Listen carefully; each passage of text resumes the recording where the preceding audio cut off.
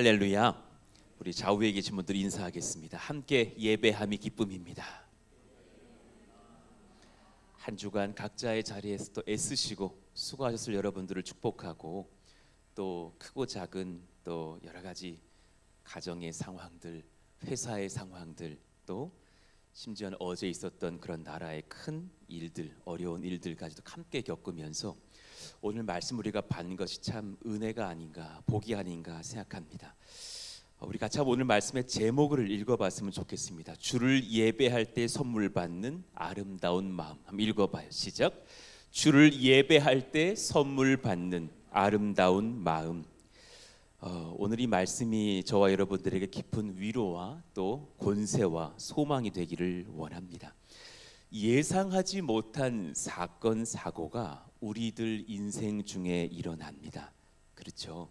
예상하지 못한 사건 사고들 우리들의 인생 중에 일어나서 우리가 항상 신앙인으로서 지혜롭게 그런 상황 중 반응할 깨어 있음이 필요하다는 것을 느낍니다.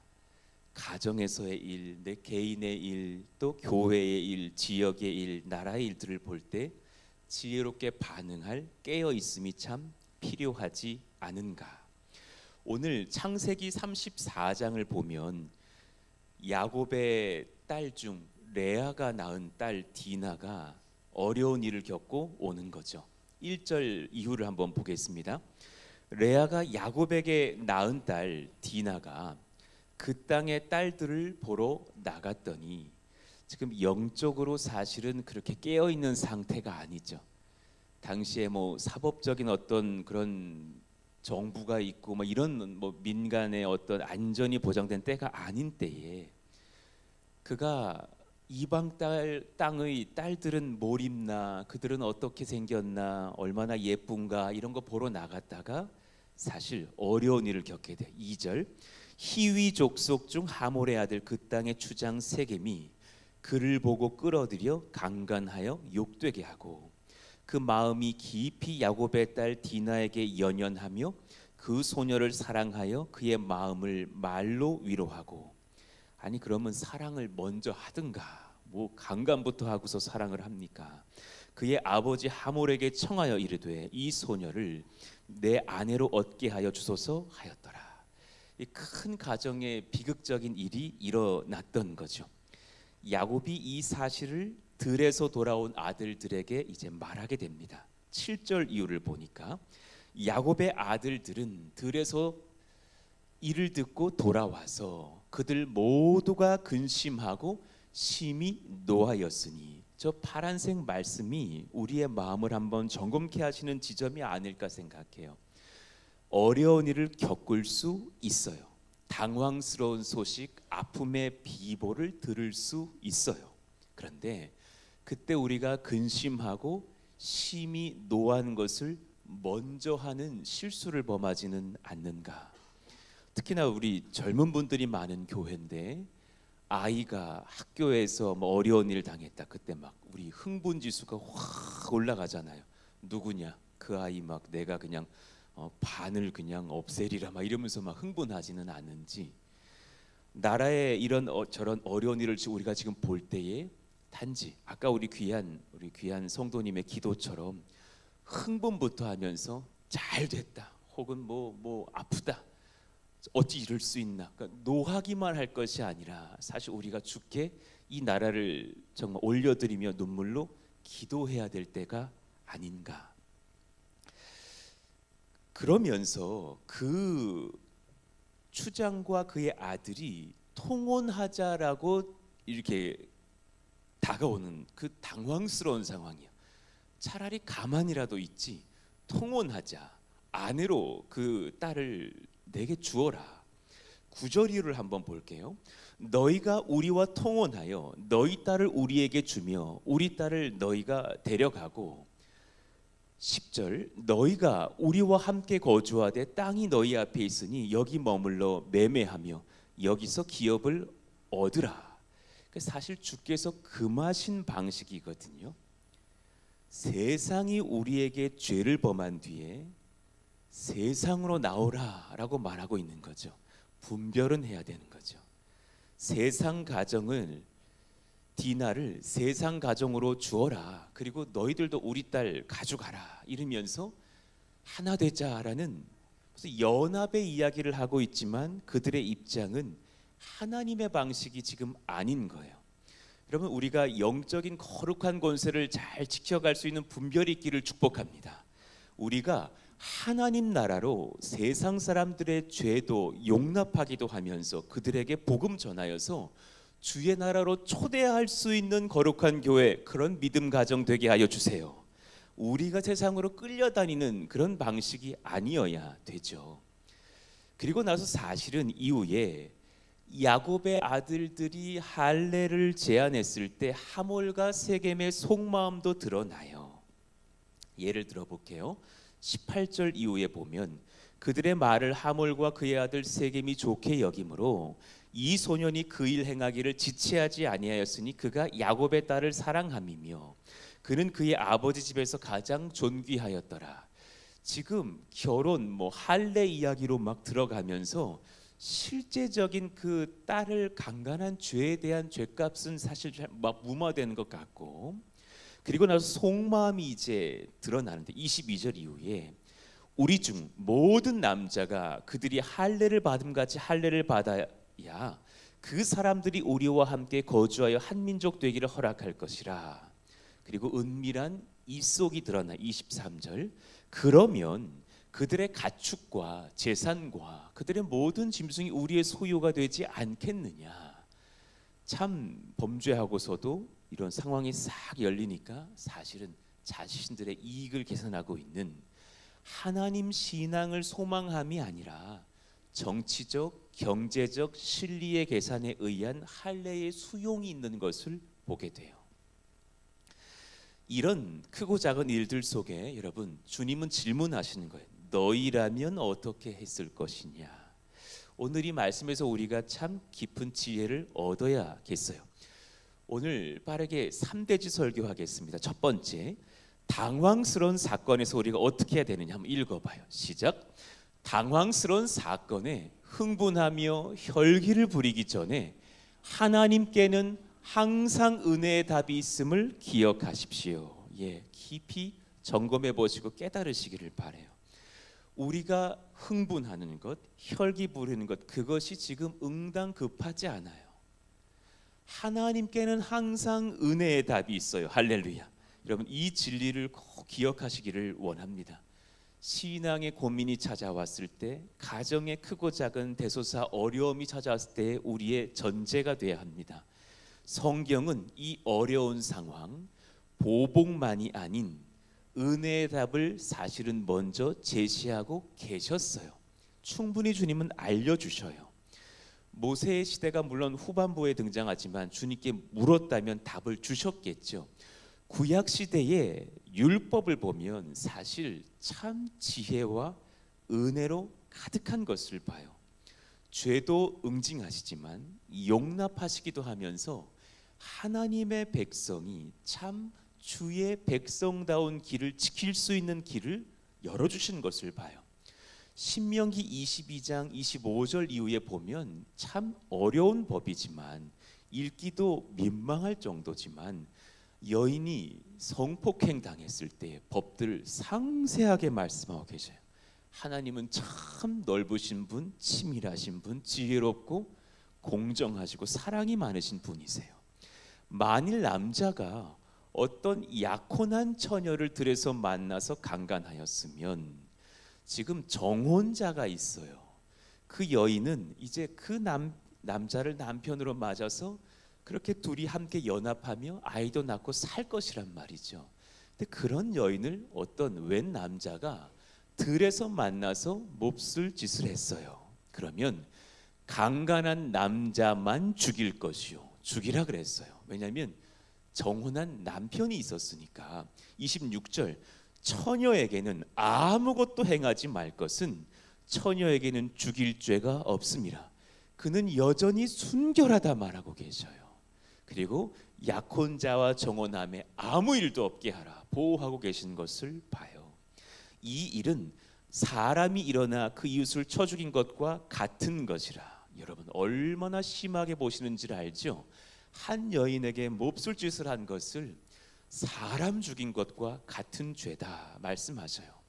남자가 처녀를 들여서 만난 까닭에 그 약혼한 처녀가 소리 질러도 구원할 자가 없었음이니라.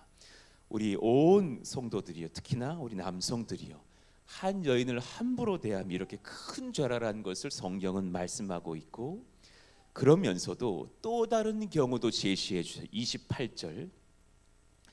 만일 남자가 약혼하지 아니한 처녀를 만나 그를 붙들고 동침하는 중에 그 두 사람이 발견되면, 여자는 원치 않았어요. 그런데 약혼하지 않은 정혼자가 없는 아가씨였어요. 그를 만나서 남자가 그를 붙들고 강제로 성폭행하고 있는 중에 발견이 되면, 그 동침한 남자는 그 처녀의 아버지에게 은 50세겔을 주고 그 처녀를 아내로 삼을 것이라.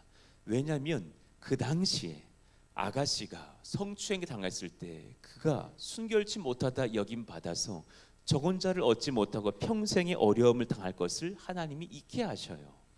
그가 그 처녀를 욕보였은즉 평생에 그를 버리지 못하리라. 물론 당시에 그 여인이, 아내 될 여인이 불평하고 아프고 어려울 수도 있겠지만 평생에 결혼 못해서 능욕당한 것보다 귀히 보시면서 그를 구원할 길을 열어주셔요.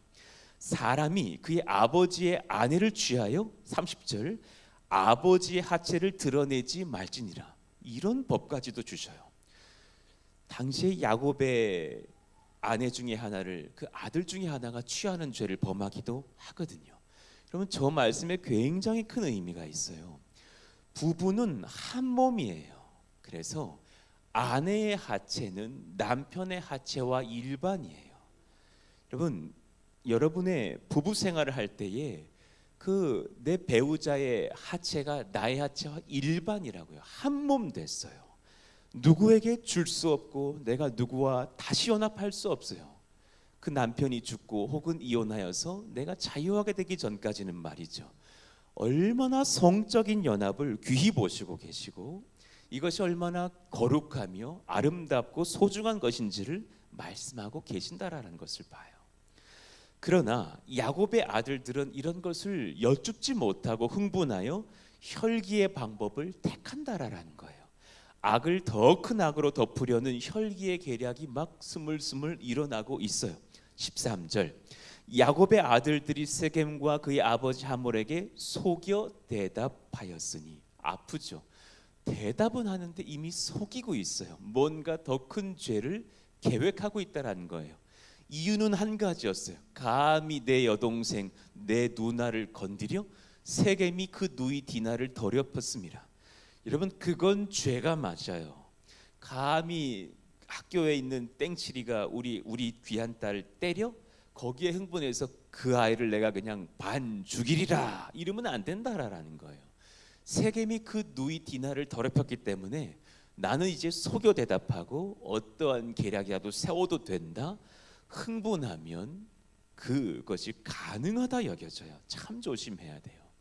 야곱의 아들들이 그들에게 말하되 우리는 그리하지 못하겠노라.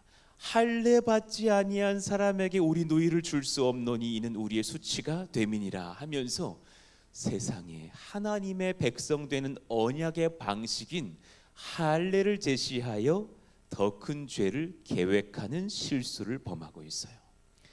할례라는 은혜의 언약을 제시하여 결혼을 제한하는 디나의 형제들, 여러분, 그 제한까지라고만 본다면 아직은 악이 아니랍니다. 물론 악이 계획되었지만. 자, 봅시다. 창세기 17장 10절의 할례법을 한번 연구하고 지나갈게요. 너희 중 남자는 다 할례를 받으라. 하나님의 백성이 되는 은혜의 언약을 말씀하고 있어요. 여러분, 기독교인의 은혜의 안으로 들어올 때 우리도 그냥 막 받지 않거든요. 새가족들이 그냥 온다고 그냥 성도가 아니라요. 그들이 와서 새가족 훈련 받고요. 또 제자반도 받고요. 우리 다 그러고 있잖아요. 그리고 세례도 받고요. 또 직분자도 되고요. 그럼 모든 훈련 속에서 하나님께서 푸동의 성도라, 푸동의 재직이라 그렇게 세우시는 것을 봐요. 그 모든 과정 중에 언약의 절차들이 있고, 특히나 세례라고 하는 것은 하나님 나라에서 주님과 결혼하는 시간이에요. 예수님을 신랑으로 모시고 내가 신부되는 시간이란 말이죠. 그런 시간들을 우리가 맞이하면서 하나님 앞에 엎드려지는 절차들이 있죠. 그것이 은혜의 할례인데요. 특히나 11절 이후를 한번 봐봐요. 너희는 포피를 베어라. 이것이 나와 너희 사이의 언약의 표징이라. 남성이 여인에게 들어가서 그렇게 연합할 때에, 그리고 그 씨를 줄 때에 자손들이 생기죠. 그 귀한 성기에 사실은 돌을 대어서 피를 내고 표피를 제거하면서 얼마나 사실은 아프고 또 끔찍하죠. 그런데 그런 절차까지 허락하고 명하시면서 후손들마저도 나의 나라의 백성이 되게 하라. 심지어 이방인도 주의 나라에 들어오기를 원한다면 노예까지라도 그리해라. 내가 그들도 구원하리라. 굉장히 은혜의 법이에요. 12절 같이 한번 읽어봐요. 너희의 시작. 너희의 대대로 모든 남자는 집에서 난 자나 또는 너희 자손이 아니라 이방 사람에게서 돈으로 산 자를 막론하고 난지 8일 만에 할례를 받을 것이라. 예, 여러분, 그러니 예수 믿는 여러분들의 자녀가 혹 예수 믿지 않는 자녀와 연애하여 결혼을 깊이 소망하게 된다면, 그것을 도대체 돌이킬 수 없는 지경이 됐다면 저 방식을 쓰셔야 되는 거예요. 여러분들이 영적 주도권을 잡으셔야 되는 거예요. 그래서 이 아이가 기도해 봤을 때 하나님께서 그래도 내 딸에게 주실려나 보다, 내 아들에게 주실려나 보다 하면 은혜의 할례의 길을 열어주셔야 되는 거죠. 나에게 한번 우리 며느리들 누구야 나와봐라, 우리 사위들 누구야 나를 좀 만나자 해서 사랑으로 축복하시면서 예수 십자가 복음을 전하시고, 그것이 긴장되고 떨린다면 저에게 같이 다리 놔달라 하시고 얼마든지 나가드리죠. 제가 한 번도 거절한 적이 없어요. 그리고 거의 다 그런 아들 딸들이 예수를 믿고 돌아왔답니다. 그러면서 주님 나라로 초대하는 방식이 바로 할례인 거예요. 은혜의 나라로 초대하는 방식이요. 그렇다면 원래대로라면 그렇게 내 딸 디나가 강간을 당하고 우리 누이 디나가 어려움을 겪었지만 같이 크게 울고 세겜을 불러서 꾸짖고 그리고 용서하고 디나에게 마음을 구하고 그리고 너와 너희 아버지만큼은 할례를 받아라 하면서 그들을 우리 가정으로 초대하는 역사가 있었어야 되는 거죠. 근데 지금 뭔가 잘못됐어요. 여기까지 이어진다면 참 좋았을 텐데 뭔가 이상해요. 시몬과 레위는 할례의 방식을 살인의 수단으로 활용하고 있어요. 24절 이유를 보겠습니다. 성문으로 출입하는 모든 남자 하몰과 그의 아들 세겜의 말을 듣고 성문으로 출입하는 그 하몰 땅의 모든 남자가 할례를 받으니라. 저도 초등학생 때 그 포경 수술을 했는데 그 며칠 쓰라리더라고요. 막 소변 들 때도 아프고 그냥 막 아이고 아파라 아이고 아파라. 남자들이 지금 다 그러고 있지 않았겠어요? 아파가지고. 그럴 때 25절 제3일에 아직 그들이 아파할 때에 야곱의 두 아들 디나의 오라버니 레아의 두 아들들이죠. 시몬과 레위가 각각 칼을 가지고 가서 몰래 그 성읍을 기습하여 모든 남자를 죽이고 칼로 하몰과 그의 아들 세겜을 죽이고 디나를 세겜의 집에서 데려오고 야곱의 여러 아들이 그 시체 있는 성읍으로 가서 노략하였으니 이는 그들이 그들의 누이를 더럽힌 까닭이라. 그리고 나서 무슨 전쟁이 일어나죠. 28, 9절 양과 소와 나귀와 그 성읍에 있는 것과 들에 있는 것과 그들의 모든 재물을 빼앗으며 그들의 자녀와 그들의 아내들을 사로잡고 그 집 속의 물건을 다 노략한지라. 여러분, 이게 무슨 일이에요? 이게 무슨 일입니까? 무슨 이스라엘 야곱의 아들들, 하나님의 믿음의 가정이 살인자, 폭력자, 무법자로 전락해버리는 큰 죄악을 저질러 버렸어요. 세겜의 죄를 자신들이 갚으려다가 더 큰 죄악을 저지름이 옳습니까? 내 아들 괴롭힌 누구 학교에 우리 누구를 내가 응징하려다가 그 아이를 그냥 때려잡음이 옳습니까? 그건 아니라라는 거죠. 구약의 율법은요, 지금 우리 신약 시대 율법은 이에는 이도 아니고 용서의 법이지만 이에는 이로 갚는 방식이 정해져 있었어요. 여러분, 지금 이 방식은 이에는 이가 아니에요. 따라해 봅시다. 이에는 이로 갚는 방식. 여러분, 구약 시대는 성령이 임하신 시대가 아니에요. 그리고 하나님의 아들 예수님께서 온 인류의 죄를 대속하시려고 십자가에 죽고 돌아가시고 부활하신 아직 그때가 이르지 않았어요. 우리는 다른 법을 지금 성취해요. 누구라도 용납하자. 예, 오른밤을 치면 왼밤이라도 돌려대자 그래요. 그런데 주님은 그러지 못할 백성들에게 전제는 하나님 사랑, 이웃 사랑을 선포하시지만 너희들이 연약하여 그러지 못할 때라면 이에는 이로 갚는 방식을 제시해 주셔요. 자, 한번 봅시다. 레위기 24장 20절인데요. 상처에는 상처로, 눈에는 눈으로, 이에는 이로 갚을지라. 누가 나를 때려가지고 여기 앞니 하나가 빠졌어요. 그러면 그분 앞니만 빼면 돼요. 그 사람이 그냥 뭐를 확 때려가지고 내 여기 눈이 실명됐어요. 그 사람 눈 하나를 그냥 실명시키면 돼요. 되게 잔인한 것 같지만 굉장히 은혜의 법이에요. 왜 그런 줄 아시죠? 사람은 복수할 때 수배로 갚아주기를 원해요. 수십 배로 갚아주기를 원해요. 그 혈기가 있기 때문이에요. 21절, 짐승을 죽인 자는 그것을 물어줄 것이요 사람을 죽인 자는 죽일지니 거류민에게든지 본토인에게든지 그 법을 동일하게 할 것은 나는 너희의 하나님 여호와임이라. 전제는 뭔 줄 아십니까? 용서가 되지 못할 시에요. 더 큰 법이 있죠. 사랑의 법, 용서의 법에. 그러나 그러지 못할 시에는 이에는 이로만 갚아라. 사람의 죄성을 너무 잘 알고 계시는 거죠.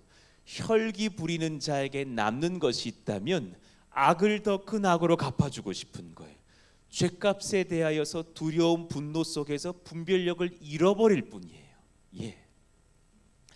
그 죄를 범하고 와서 야곱이 너무 충격받고 두려워서 시몬과 레위를 좀 다그쳐요. 30절, 너희가 내게 화를 끼쳐 나로 하여금 이 땅의 주민 곧 가나안 족속과 브리스 족속에게 악취를 내게 하였도다. 지금 이방인 세계에서 하나님 믿는다는 사랑의 가정이 살인자 집단으로 전락하게 되는 거죠. 꼭 우리가 이런 실수해버리면 교회가 세상에게 지탄받듯이요, 이방인들에게 지금 타겟이 됐다니까요. 누구라도 저 무정부주의자 같은 자들을 죽여도 좋겠다라는 협의가 일어날 수 있는 위급한 상황이 됐어요.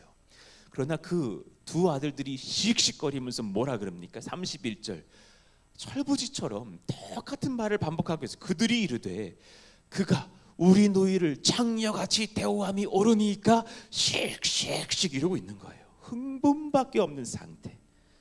여러분, 교회는 이러면 안 되기를 원합니다. 우리 같이 선포합시다. 혈기 부리지 않기를 원합니다. 할렐루야. 옆에 있는 분들에게 우리 혈기를 내려놓읍시다. 인사합시다. 시작. 정말 우리 교회 지난 5년 속에서 우리가 은혜 받았던 방식이에요. 정말 푸동은 혈기가 없었어요. 그러하기를 또한 축복합니다. 아멘. 세상 사람들이 이제 많이 알아가는 교회가 됐대요. 나 너무 감사했던 게요, 어느 지역의 어느 이웃들이 푸동을 알려주면서 이렇게 말을 했대요. 그 교회에 사랑이 많대요. 그랬대요. 나 너무 감사하더라고. 그 교회 가면은 뭐 예전에 한 2년 전에는 이런 소문이, 그 교회 밥이 맛있대요 막 그랬거든요. 그것도 좋은 소문인데 최근에 들은 그 소문이 너무 감사하다. 그 교회에 사랑이 많대요. 그 교회 성도들과 온 교우들이 참 착하시대요. 그 교회 가면 사랑받는데요.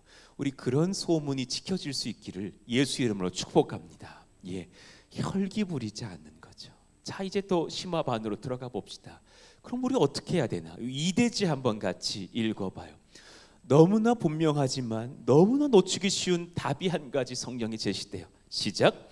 이젠 어떻게 해야 하나? 답을 찾을 수 없을 때 하나님께 엎드리는 정결의 예배로 속히 나아가십시오. 할렐루야. 그러하시기를 원합니다. 정말 혈기 부리는 이유는 사실 내게 답이 없기 때문이죠. 그러니 그냥 저 사람들 그냥 싹 없애야겠다 막 이런 마음 막 들고, 그렇게 시므온과 레위가 누군데요? 제사장 가문의 아버지가 될 사람 아닙니까? 목사 장로들의 아버지가 될 사람인데 어찌 그런 죄를 범합니까? 그때는 예배가 답인 것을 봐요. 이 예배의 시간, 바로 그곳에서 은혜의 길이 열립니다. 바로 지금입니다. 할렐루야. 이곳에서 이 시간 은혜의 길이 열려요. 하나님은 그 답을 잃어버린 가정에게 뭐라 말씀하십니까? 35장 1절 크게 한번 선포합시다. 시작. 하나님이 야곱에게 이르시되 일어나 베델로 올라가서 거기 거주하며 내가 네 형제 에서의 낫을 피하여 도망하던 때에 내게 나타났던 하나님께 거기서 제단을 쌓으라 하신지라. 아멘입니다. 하나님이 주시는 답이에요. 먼저 베델 땅으로 올라가서 예배하라. 베델이 무슨 뜻이에요? 하나님의 집이에요. 그런데 그 예배 드리면서 은혜 받고 회복하는 야곱이 너무 감격해서 나중에 7절을 보시면 엘 베델이라고 불러요. 그러니까 하나님이 답이었다라는 것을 깨닫는 시간이에요. 엘 베델, 하나님이 계시는 하나님의 집이란 뜻이에요. 단지 우리가 주체가 된 액션의 고백을 하는 것이 아니라 하나님 당신이 답이셨군요 라는 고백을 하게 되는 거죠. 하나님께 나와 예배 드림에서 답을 찾으라고 말씀하시는 하나님, 꼭 우리 마음에 새겨 받으시기를 원해요. 이게 유일한 정답이기 때문입니다. 여러분, 주님께 나오는 백성들, 예배 드리는 예배자들은 항상 인도받을 길이 열립니다. 할렐루야. 여러분, 오늘 예배 드리시면서 여러분의 마음의 간구를 아뢰십시오. 반드시 하나님의 길을 여신답니다. 할렐루야. 하나님은 그런 분이셔요. 우리는 길이 없다 보일 때 하나님은 홍해를 가르실 수도 있는 분이세요. 놀라운 역사를 허락하셔요. 요한복음 4장 23절 얼마나 원하시면 그렇게 말씀하셨을까? 아버지께 참되게 예배하는 자들은 영과 진리로 예배할 때가 오나니 지금이라고, 곧 이때라. 우리 같이 이유를 읽어봐요. 시작. 아버지께서는 자기에게 이렇게 예배하는 자들을 찾으시느니라. 원하신다라는 거죠. 길 주시기를 바라시고 찾고 계시는데 오늘 우리는 얼마나 복을 받았습니까? 할렐루야. 하나님 이 은혜를 지키겠습니다. 예배에 나오는 백성은 항상 사랑을 받아요. 할렐루야. 사랑받는 길 외에 다른 것이 없다니까요. 사랑만 받으신다니까요. 너 오늘 나왔느냐? 내가 너에게 정말 저주하리라. 이런 예배는 제가 본 적이 없어요. 시편 5편 7절 말씀 한번 크게 선포합시다. 시작. 오직 나는 주의 풍성한 사랑을 힘입어 주의 집에 들어가 주를 경외함으로 성전을 향하여 예배하리이다. 할렐루야. 예배하면 사랑받습니다. 예배하면 길이 열리고 은혜 받고 얼마나 복을 받습니까? 그 예배가 정답이구나. 여러분 꼭 기억하시기를 바라요. 답이 없을 땐 예배입니다. 답이 없을 땐 주께 나와 이 자리 나와 엎드리면 그때부터 길이 열립니다.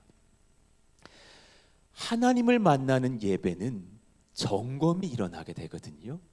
큰 죄에 넘어지게 하였던 이들의 삶에 스며들었던 여러 우상들의 제거가 일어나게 되는 통로가 돼요. 예배를 드리면 우리가 마음이 다급해진 어떤 상황 중에 예배를 드리게 되면 주님은 우리 마음을 점검하시기 시작해요. 참 치료죠. 그럼 명의에게 가면 병을 진단할 때 그 병을 진단하고 그렇게 된 원인을 얘기하잖아요. 저한테도 한 2년 전에 어떤 의사가 혈압이 좀 높다고, 그냥 딱 솔직히 말씀드릴게요. 운동하세요. 땀 많이 흘리셔야 돼요. 뭐 줄이세요. 뭐 줄이세요. 따끔하게 뭐 제시를 하시더만요. 그런 진단도 받아야 되는 시간이 바로 예배인 거죠. 2절, 너희 중에 있는 이방 신상을 다 버려라. 하나님 먼저 하신 말씀을 야곱이 전달하고 있어요. 자신을 정결하게 하고 너희들의 의복을 바꾸어 입으라. 오늘 이 예배도 우리의 묵혀져 있었던 우상과 죄악들이 제거되고 내려놓게 되는 회복의 예배가 되기를 축복합니다. 그게 정말 복이거든요. 여러분, 그게 되게 매력적이 보이시지만 여러분 인생들의 모래주머니들이거든요. 그 막 사랑하는 죄악들, 뭐 탐닉하는 것들, 그게 다 여러분들의 지금 짐이에요.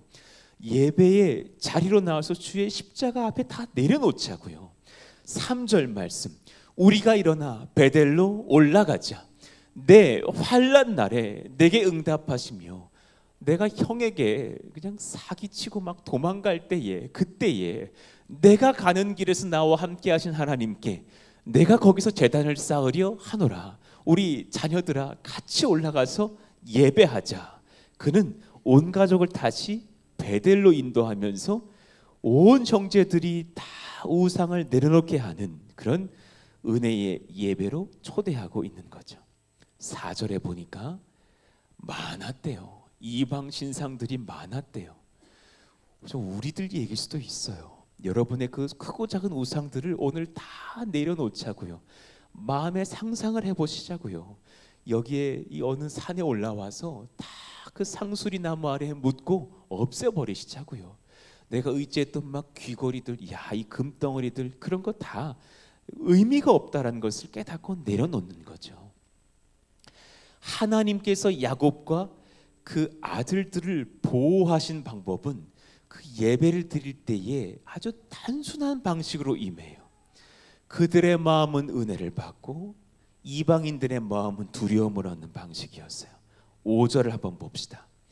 그들이 떠났으니 예배드리러 떠났다라는 의미예요. 그들은 예배드리면서 마음의 은혜를 받았겠고 하나님이 그 사면 고울들로 크게 두려워하게 하셨으므로 야곱의 아들들을 추격하는 자가 없었더라. 여러분, 지금 이럴 때 참 우리가 귀한 은혜를 받고 이럴 때 이 은혜를 지켜가야 돼요. 어제 이제 교회 학교 아이들이 달란트 잔치를 하려고 많이 모여 있더라고요. 이야, 귀하다. 참 우리 부모들과 교사들이 늦은 밤 막 저녁 식사도 제공하기도 하면서 아이들과 함께 놀이도 하고 참 준비 잘해 주셔서 많은 아이들이 기뻐하는 걸 보면서 저도 감격하는 시간이었어요. 그런데 어떤 아이와 이렇게 대화를 나누는데 그 아이가 이런 말을 해요. 목사님, 저희 학교 아이들이 푸동 다 알아요. 이제 학교 아이들이 푸동 다 안돼요. 푸동 다 알아요. 그러면서 하나님께서 많은 교회 학교 우리 학교 아이들이 교회로 오게 하셨으면 좋겠어요라고 말하는 어느 고학년 그런 아이의 말을 들으면서 마음이 뭔가 뭉클한 거예요. 하나님 사면 고울에 그들에게 두려움을 주신 하나님이십니까? 그렇다면 하나님 경외하는 마음과 이 푸른숲 동산교회를 향한 하나님의 선한 은혜의 역사들이 이어지고 있다는 것을 아이들도 어른들도 알게 하사 이 땅에 또 여러 교회들이 그렇게 하사 하나님의 은혜가 임하는 하나님 경외하는 이 고덕 평택 땅이 되게 하여 주시옵소서 기도하는 소망이 제 안에 막 들어오더라고요. 하나님께 마음을 쏟는 자들에게 주님께서 은혜의 대로를 이으시거든요. 그런데 여러분, 답은 마음에 있어요. 고백해봐요. 정답은 마음의 변화에 있습니다. 시작. 은혜를 받으면요, 우리 마음이 바뀌고 하나님께서 이 지역을 사랑하시면 그들의 마음이 바뀌어요. 하나님 그런 역사 일어나게 하여 주옵소서. 예, 참 어제 뭐 4-5시 이후에 그 뭐 탄핵 그런 막 절차들이 일어나면서 그런 마음이 있죠. 여러분 뭐 여기 탄핵을 원했던 분, 뭐 반대했던 분, 뭐 여러분들 있겠지만 그걸 다 떠나서요. 탄핵을 바랬던 분들도 탄핵 소추가 되고 나자 마음이 그렇게 즐겁지는 않았을 것 같아요. 무슨 마음인지 이해가 되실 거예요. 금요일 날 저도 금요 심야 기도회 때 그렇게 기도 제목을 쓰면서 참 조심스럽게 나라를 위한 그런 기도 제목을 냈지만 기도를 딱 같이 성도들이 읽고 기도를 하는데 내가 막 눈물이 나더라고요. 2가지 이유의 눈물이. 첫 번째는 내가 회개를 하게 되더라고요. 나도 누가 옳다, 누가 그르다 하고 있었더만요. 그런데 내가 그 금요 심야 기도를 딱 터뜨리는데 하나님 내 마음을 책망하시는 것 같아서 내가 기도를 놓쳤구나. 내가 이 나라를 위해서 뭐 옳고 그름만 얘기했지 내 기도를 놓쳤었구나. 하나님 죄송합니다. 저 때문입니다. 저 때문입니다. 이 나라가 이렇게 어려운 지경으로 가면서 여러 세계 나라에게서도 지탄도 받고 경제적으로 지금 위기가 되고 북한도 가소롭게 여기는 나라가 되는 듯하여서 하나님 기도하게 됩니다. 또한 온 나라를 위해서 기도하면서도 애통한 마음이 들더라고요. 여러분 지금 이럴 때 우리가 옳고 그름을 따지지 그런 것만 하지 마시고 기도하시기를 축복합니다. 예, 그럴 때가 아닌가. 그 마음 지킴이 중요한 때가 아닌가. 잠언 4장 23절 말씀 같이 한번 선포해봐요. 시작. 뭐든 지킬 만한 것 중에 더욱 내 마음을 지키라. 생명의 근원이 이에서 남이니라. 제가 기도하게 되는 것이요. 주님, 이 나라를 불쌍히 여기신다면 온 나라 백성들과 위정자들에게 은혜를 더하사 그들의 마음이 하나님 경외하는 마음으로 붙들리게 하여 주시옵소서. 기도하게 되는 거죠. 마음에 대한 말씀 잠깐 드리고 기도하겠습니다. 3대주로 갈 건데 한번 같이 읽어봐요. 시작. 주를 예배할 때 선물 받는 아름다운 마음을 지킬 때 인생의 문제가 은혜의 간증으로 바뀝니다. 저는 정말 한 가지 답이라는 것을 깨달아요. 우리 교회가 더 많이 모이고 뭐 그런 게 답이 진짜 아닌 걸 느껴요. 여러분 가정이 돈 많이 벌고 아이들 공부 잘하고 대학 잘 가고 많이 정말 정답 아니에요. 우리의 답은 마음에 있어요. 하나님 예배할 때 선물 받는 하나님으로 가득 찬 아름다운 마음이 지켜지게 하여 주옵소서. 이게 진짜 답 아닐까요? 저는 우리의 평생에 우리가 90을 살다 가든 95세를 살다 가든 뭐 85세를 살다 가든지 간에요. 평생에 하나님으로 가득 찬 아름다운 마음이 지켜지기를 예수 이름으로 축원합니다. 그런 장로가 되는 것이 귀하고 장로가 못하고 그런 성도로만 살다가도 저 마음만 지켜준다면 그건 정말 목사보다 위대한 직분을 받은 마음이 아닐까요? 그런데 목사도 되고 뭐도 되고 했을지라도 그 마음이 없이 맨날 마음속에 옳고 그름만 따지고 있는 거야. 저 사람이 잘했지, 이 사람이 못했지, 여가 잘했지, 야가 못했지, 야가 잘했지, 여가 못했지. 이런 마음만 있다면 그 마음이 뭐가 복되겠느냐라는 거예요. 하나님의 마음으로 우리가 부여받고서 예수 그리스도의 성령으로 충만한 마음 되게 하여 주세요. 주를 예배할 때 선물 받는 성도의 아름다운 마음이요. 예, 지금 참 우리들 그 마음을 점검하고 새해로 나아갈 때가 아닐까요? 빌립보서 4장 6, 7절 아무것도 염려하지 말고 다만 모든 일에 기도와 간구로 너희 구할 것을 감사함으로 하나님께 아뢰라. 그러면 꼭 다 들어주시리라 그럴 것 같지만 7절 말씀 읽어봐요. 시작. 그리하면 모든 지각에 뛰어난 하나님의 평강이 그리스도 예수 안에서 너희 마음과 생각을 지키시리라. 아멘입니다.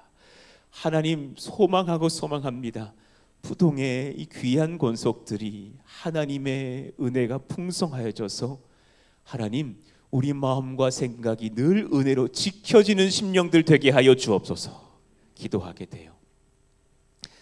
새 마음을 소개하고 찬양할게요. 첫 번째, 주 앞에서 자신을 낮추는 마음이에요. 항상 이 마음 있으시기를 원합니다. 내가 낮아지면 맞는 마음이에요. 내가 높아져 있고 비판이 일어나면 여러분 마음 지금 치료가 필요해요. 레위기 26장 41절, 할례 받지 아니한 은혜를 받는다면 그들의 마음이 낮아져서, 한번 보여줘 보세요. 그들의 마음이 낮아져서 그들이 죄악의 형벌을 기쁘게 받으면, 내가 그들에게 훈계할 때 그들의 마음이 낮아지면 그럼 치료가 되는 것이라. 42절, 야곱과 맺은 내 언약과 이삭과 맺은 내 언약을 기억하며 내가 너희들에게 다시 복을 허락하리라는 회복의 말씀이에요. 마음이 낮아져야 쓰임 받는 거예요. 두 번째, 신명기 8장 2절도 한번 보여드리고 갈게요. 주님께서 우리에게 광야길을 인도하신 이유가 여기 있어요. 너를 낮추시며 너를 시험하사 내 마음이 어떠한지 그 명령을 지키는지 지키지 않는지를 알려 하심이라. 전제는 너를 낮추신다. 마음의 문제죠. 내 마음이 낮아질 수 있는 마음인가. 두 번째, 주를 간절히 찾으며 사모하는 마음인가. 예. 제자반에 어떤 사랑하는 권속이 은혜를 받고서 이 고백을 터뜨리는 거예요. 목사님, 그동안 이 마음이 없었다고. 내게 주님 예배는 드렸는데 간절히 찾는 마음이 없었는데 제자반에서 이 마음이 회복되니 너무 감사하다고. 참 귀한 은혜의 고백 아닐까요? 신명기 4장 29절, 주님이 원하시는 그 마음이요. 마음을 다하고 뜻을 다하여 그를 찾으면 만나리라. 여러분, 왜 못 만나는 줄 아셔요? 마음이 없잖아요. 하나님께 그냥 소비자적으로 나왔잖아요. 오늘도 은혜 좀 줘보시죠. 이런 마음으로 무언 예배가 됩니까? 하나님, 제 마음을 쏟습니다. 만나주시길 원합니다. 여러분, 5분 뒤라도 성령 임하시고 눈물 펑펑 납니다. 하나님 임하여 주시기를 원합니다. 그 사모하는 마음이 있다면 왜 주님이 응답하시지 않겠어요? 신명기 30장 6절, 너로 마음을 다하여 뜻을 다하여 내 하나님 여호와를 사랑하게 하사 너로 생명을 얻게 하실 것이며, 우리 마음이 주님을 열렬히 사모하는 마음 되게 하여 주시옵소서. 예. 마지막 세 번째 마음인데요, 이거 진짜 귀한 것 같아요. 우리가 정말 이 마음 되기를 축복합니다. C번인데요, 한번 같이 읽어봤으면 좋겠어요. 시작. 주 앞에서 책말 받을 것이 없는 깨끗한 마음을 경험하는 기쁨이요. 내게 지금 점검할 죄가 하나도 없는 거야. 진짜 복된 마음이에요. 누가 한 명도 밉지가 않아. 그에게 미안할 뿐이고, 하나님 앞에 우리 가정, 우리 자녀들, 아내에게 서운한 것도 없어. 그냥 다 감사할 뿐이야. 주님 앞에 내가 지금 은밀히 속이고 있는 돈의 죄, 음란의 죄, 무슨 죄가 지금 다 없어. 다 용서를 구하고 자유해. 그런 마음의 상태에서 하나님이 가장 크셔. 와, 여러분, 그때는 탄탄대로입니다. 그런 마음이 우리 가운데 부어지게 하여 주시옵소서. 소망하게 되는 거죠. 예배자의 이 마음에서 경험하는 평안과 담대함이 새해의 저희들의 무기가 되기를 원합니다. 이 마음을 지키는 성도들의 삶을 통해 이 나라가 부유하고 든든하게 세워지는 회복의 땅이 되기를 원합니다. 주께서 세상을 바꾸시기를 원합니다. 어제 그런 일들, 아픔들을 보면서 교회에게 하시는 메시지인 것 같아서 참 마음이 뭉클하고 회개가 터졌었는데요, 그런 마음들을 우리가 같이 품자라는 거죠. 요한일서 3장 20절 이유를 한번 읽어봐 드릴게요. 우리 마음이 혹 우리를 책망할 일이 있어도 하나님은 우리 마음보다 크시고 모든 것을 아시기 때문이라. 주님이 우리를 지금 용서 그냥 두시고 있는 이유는 죄가 없어서가 아니라요. 책망할 일이 너무너무 많은데 주님의 긍휼이 크셔서 지금 인내하고 계신 것 뿐이라 할 수 있다라는 거예요. 그러니 21절로 나아가자라는 거죠. 같이 읽어봐요. 시작. 사랑하는 자들아, 만일 우리 마음이 우리를 책망할 것이 없으면 하나님 앞에서 담대함을 얻고 하나님 이 마음 다 되게 하여 주시옵소서. 여러분, 하나님 두렵지 않으세요? 하나님 앞에 깨끗한 마음 되어서 사랑만 받고 칭찬만 받고 축복받읍시다. 할렐루야. 얼마나 복될까요? 베드로전서 3장 15절 이후를 읽고 찬양하겠습니다. 한번 들어보세요. 너희 마음에 그리스도를 주로 삼아 거룩하게 하고 너희 속에 있는 소망에 관한 이유를 묻는 자에게는 대답할 것을 항상 준비하되 온유와 두려움으로 하고. 16절 선포합시다. 시작. 선한 양심을 가지라. 이는 그리스도 안에 있는 너희의 선행을 욕하는 자들로 그 비방하는 일에 부끄러움을 당하게 하려 함이라. 17절 제가 읽을게요. 선을 행함으로 고난받는 것이 하나님의 뜻일진데 악을 행함으로 고난받는 것보다 나으니라. 하나님, 차라리 그 고난도 선을 행하다가 받아서 마음은 담대하고 기쁠 수 있는 바울과 같은 교회 되게 하여 주시옵소서 기도하게 됩니다. 말씀 정리합니다. 우리 한번 자리에서 일어나 볼까요? 주를 예배할 때 선물 받는 아름다운 마음이라는 제목으로 오늘 설교했어요. 먼저는 일대지요. 흥분하며 혈기 부리기 전에 주님께 은혜의 답이 있음을 기억하자 그랬어요. 두 번째, 어떻게 해야 됩니까? 답을 찾을 수 없을 때 예배 자리로 나아가면 답을 주신다 그랬어요. 마지막 세 번째, 진짜 정답은 마음에 있습니다. 주께 선물 받는 아름다운 마음 지키면 우리 가운데 은혜의 간증이 넘칠 줄로 믿습니다.